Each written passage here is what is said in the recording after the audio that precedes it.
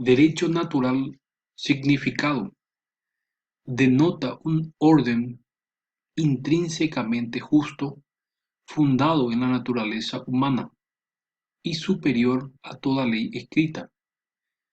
En ella debe conformarse todo derecho positivo y siempre debe prevalecer las orientaciones que ha tenido su doctrina a través del tiempo, en Grecia, en Roma, en la Edad Media,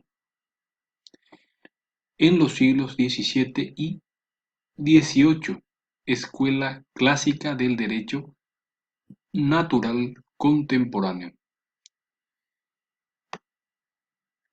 En Grecia, la filosofía griega concibió la idea de un derecho natural de carácter universal, eterno o inmutable, y basado en la naturaleza cósmica que regía todo lo creado y era norma de las acciones humanas.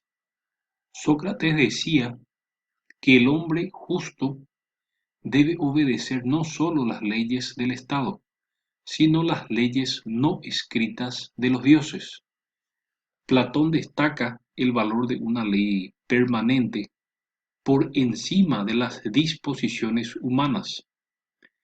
Aristóteles distinguió lo justo natural de lo injusto, de lo justo legal. Los estoicos Zenón y Crisipo centraron su filosofía en la naturaleza y la razón. Proclamaron un derecho natural universalmente válido que regía a todos los pueblos y seres humanos sin discriminación de raza ni sexo. En Roma, la influencia de los estoicos, según Pablo, según Ulpiano, Cicerón, según Paulo, el derecho natural es siempre bueno y justo. Según Ulpiano, el derecho, el que la naturaleza enseñó a todos los hombres, animales terrestres, acuáticos y volátiles. Cicerón, el derecho verdadero es la recta razón conforme a la naturaleza, que descubre una ley grabada en todos los corazones, que percibe el bien y la justicia. El derecho natural era de validez absoluta y universal. Hace una distinción entre lo legal, la ley positiva, y lo jurídico, la justicia. Es absurdo creer que todo promulgado como ley sea justo. La Edad Media, la idea del derecho natural se impregna en el sentido religioso. Afirma su origen divino. La razón humana la recibe mediante la revelación. Santo Tomás convierte el derecho natural en un sistema armonioso filosófico. Afirma que las tres leyes que derivan el uno del otro, ley eterna, ley natural y ley humana. Ley eterna es la razón divina que gobierna el mundo físico y moral. Ley natural es la participación de la ley eterna en los seres racionales y podemos conocerla mediante la razón, que nos hace distinguir entre lo bueno y lo malo.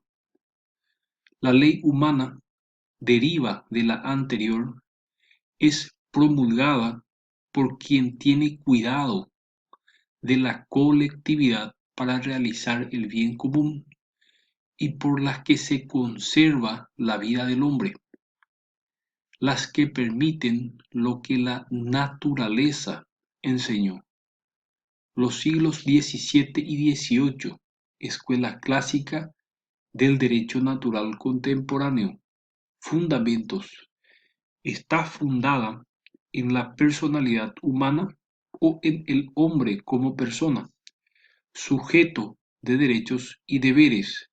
Contenidos: contiene principios muy generales y básicos que sirven de fundamento y límite a todo ordenamiento jurídico. Los derechos humanos, antecedentes históricos. En la antigüedad se consideraba al hombre sometido al Estado. Actualmente, la relación hombre-Estado es generadora de derechos y deberes. Es una relación jurídica. El reconocimiento de los derechos humanos evolucionó de la siguiente manera. En primer lugar, se tendió a instituir los derechos fundamentales del hombre, imprescriptibles e inalienables. Aumentó el número y contenido de los derechos humanos y trascendió del individuo a la sociedad y la cultura. Se comenzó a proteger el ejercicio de los derechos reconocidos en forma regional, luego nacional e internacional. Se reunió en la ciudad de Bogotá en 1948 la novena Conferencia Internacional Americana, donde se declararon los deberes del hombre. Aquí se formó el cuadro de los deberes del hombre que aún no existía. Los derechos humanos de la primera, segunda y tercera generación. Entonces, primera generación se inserta junto con los derechos civiles, los derechos políticos, cuya manifestación más trascendente está en el sufragio, a que la ley fundamental define como derecho, deber y función pública del elector. Segunda generación comprende los derechos sociales, económicos y culturales. El hombre aspira a una vida más digna. Tercera generación, derecho al desarrollo de la paz, ambiente sano, el cuidado de la riqueza cultural y artística del pueblo. La OEA, Organización de Estados Americanos, está integrado por todos los estados independientes del continente, excepto Cuba. Fue fundada por los 21 países el 30 de abril de 1948 durante la novena Conferencia Panamericana.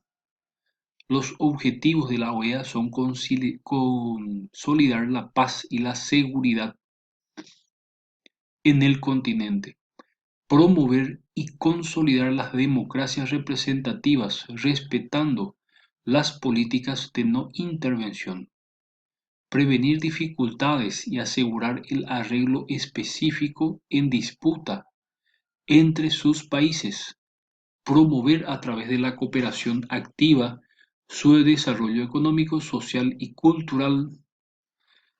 Alberto Lleras Camargo, colombiano, fue el primer secretario de la OEA de 1948 hasta 1954.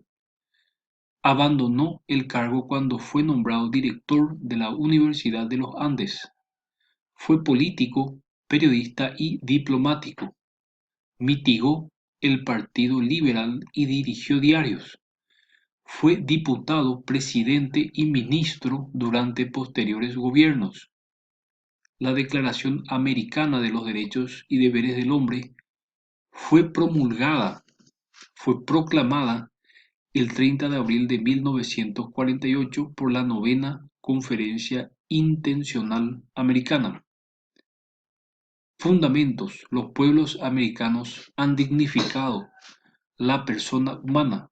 Sus constituciones nacionales reconocen que las instituciones jurídicas y políticas tienen como fin la protección de los derechos esenciales del hombre.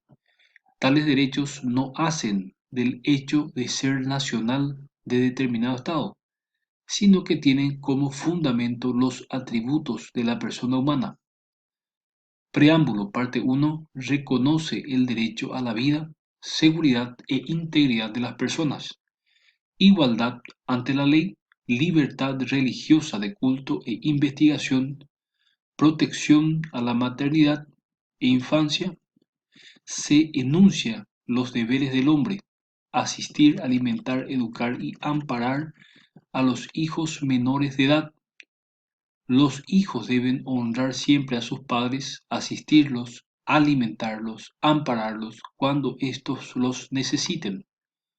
votar en elecciones populares de su país y deben tener obediencia a la ley y demás mandatos legítimos. Declaración Universal de las Naciones Unidas sobre los Derechos Humanos.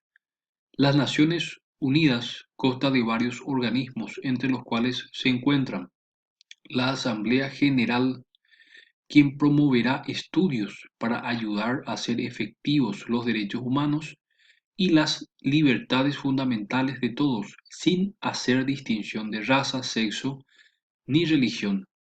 La Asamblea General proclamó la Declaración Universal de los Derechos Humanos como ideal común por el que todos los pueblos y nación deben esforzarse.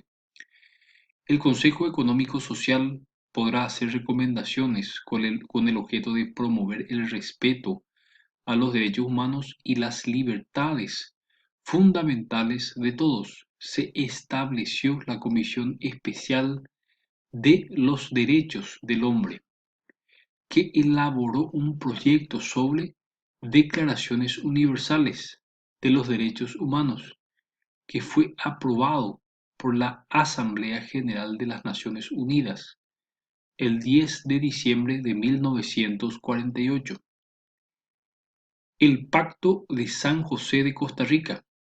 Se acepta la competencia de la Corte Interamericana de Derechos Humanos para el reconocimiento y juzgamiento de violaciones de derechos humanos en 1989. El Paraguay es la Comisión Internacional de los Derechos Humanos. El Paraguay admite un orden jurídico supranacional en la Constitución Nacional. Se acepta la competencia de la Corte Interamericana de Derechos Humanos para el reconocimiento y juzgamiento de violaciones humanas. La Corte Interamericana de Derechos Humanos tiene competencia para reconocer cualquier caso relativo a la interpretación de las disposiciones de estas convenciones que le sean sometidos, siempre que los Estados partes reconozcan dicha competencia por declaración especial. El orden jurídico supranacional, la cuarta instancia, artículo 145 de la Constitución de la República del Paraguay, y condiciones de igualdad en otros estados admiten un orden jurídico supranacional que garantice la vigencia de los derechos humanos, de la paz, la justicia, la cooperación y el desarrollo político, económico y cultural. Dichas decisiones solo podrán ser adoptadas por la mayoría absoluta de cada Cámara de Congreso. La Convención Interamericana contra la Corrupción. Los Estados miembros, convencidos de que la corrupción socava la legitimidad de las instituciones públicas, atenta contra la sociedad por su naturaleza y exige convertir toda corrupción en el ejercicio de las funciones públicas,